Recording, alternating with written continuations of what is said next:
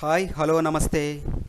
మన తెలుగు అంతర్జాల తరగతులకు స్వాగతం సుస్వాగతం.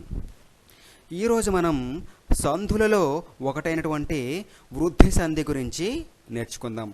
ఈ వృద్ధి సంధి గురించి నేర్చుకునే ముందు ఇప్పటి వరకు ఎవరైనా సరే మన తెలుగు అంతర్జాల తరగతులు అనే మన ఈ ఛానల్ని సబ్స్క్రైబ్ చేసుకోకపోతే తప్పనిసరిగా చేసుకోండి.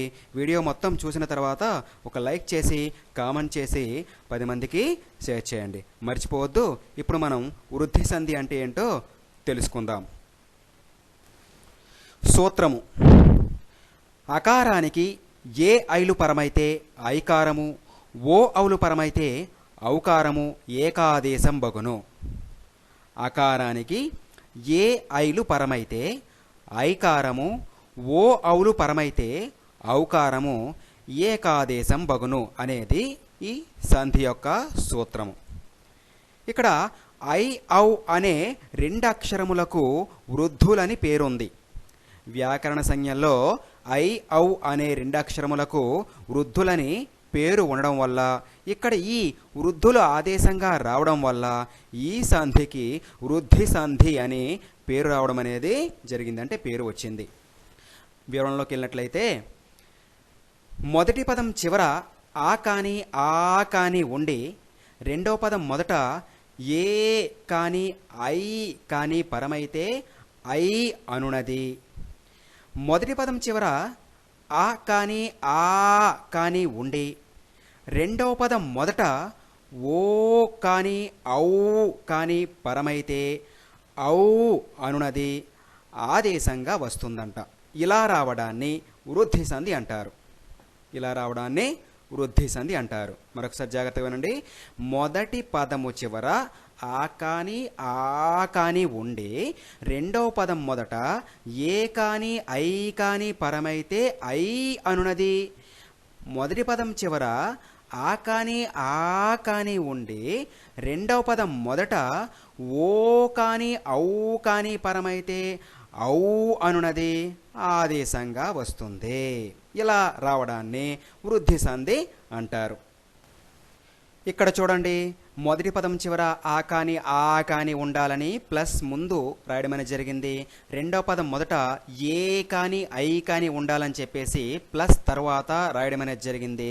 ఇలా ఉంటే ఐ అనేది వస్తుందని, అంటే మొదటి పదం చివర ఆ కానీ ఆ కానీ ఉండి రెండవ పదం మొదట ఏ కానీ ఐ కానీ ఉంటే ఐ అనేది వస్తుంది. అలానే మొదటి పదం చివర ఆ కానీ ఆ కానీ ఉండి రెండవ పదం మొదట ఓ కానీ ఔ కానీ ఉన్నట్లయితే ఔ అనేది వస్తుంది. అంటే ఇక్కడ అర్థం అవడం కోసం ఇలా మళ్ళీ వివరించి చెప్పడం అనేది జరిగింది. అర్థమైంది. ఒక ఉదాహరణ చూద్దాం, చూడండి. వసుధ ప్లస్ ఏక అనే 2 పదాలను తీసుకున్నట్లయితే దానిని పూర్వస్వరం పరస్వరం విడదీసినట్లయితే వసుద్ ప్లస్ ఆ ప్లస్ ఏ ప్లస్ క అయింది. ఈ సూత్రం చేత ఆ ఏ స్థానంలో ఐ వచ్చి వసుద్ ప్లస్ ఐ ప్లస్ క అని మిగిలింది. దాని తర్వాత వసుద్ ప్లస్ ఐ కలిసిపోతే వసుధై అయింది, ప్లస్ కా మిగిలింది కాబట్టి అలానే రాసుకున్నాము. ఈ 2 కూడా కలిపేస్తే వసుధైక అనే రూపం ఏర్పడింది. అర్థమైంది కదా. సో మొదటి పదం చివర ఆ ఉంది, రెండో పదం మొదట ఏ ఉంది, దానికి ఏమొచ్చింది ఐ అనేది వచ్చి వసుధ ప్లస్ ఏక వసుధైక అనే రూపం ఏర్పడింది. అర్థమైంది కదా. అలాగే సమ ప్లస్ ఐక్యం అనే 2 శబ్దాలు తీసుకున్నాను. సమాలో ఆ ఉంది, ఐక్యంలో మొదట ఐ పరమైంది. ఆకి ఐ పరమైతే ఐ వచ్చి సమైక్యం అనే రూపం ఏర్పడింది. ఇక పాప ప్లస్ ఓఘము అనే మరి 2 శబ్దాలను తీసుకున్నాను. పాపలో చివర అకారం ఉంది, ఓఘములో ఏముంది ఓ ఉంది. ఆకి ఓ పరమైంది, ఔ వచ్చి పాపౌఘము అనే రూపం ఏర్పడింది. దాని తర్వాత రస ప్లస్ ఔచిత్యము అనే 2 శబ్దాలను తీసుకున్నాను. రసాలో చివర అకారం ఉంది, ఔచిత్యములో మొదట ఔ ఉంది, రసౌచిత్యము అనే రూపం ఏర్పడింది. అంటే ఆకి ఔ పరమైతే ఔ వస్తుంది కాబట్టి. దాని తర్వాత దివ్య ప్లస్ ఔషధము దివ్యౌషధము. ఇక్కడ దివ్యాలో చివరి ఆకారం ఉంది, ఔషధంలో ఔపరమైంది, ఆకి ఔపరమైంది కాబట్టి ఔ వచ్చి దివ్యౌషధము అనే రూపం ఏర్పడింది. దాని తర్వాత రస ప్లస్ ఏక, రసైక.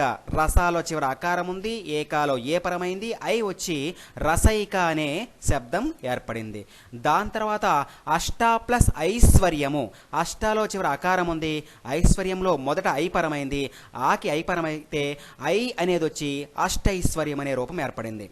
అలానే వన ప్లస్ ఓషధి. వనాలో చివరి ఆకారం ఉంది, ఓషధిలో ఓ ఉంది, వనౌషధి అనే రూపం ఏర్పడింది. ఆకి ఓపరం అయితే అవి వచ్చి వనౌషధి అనే రూపం ఏర్పడింది.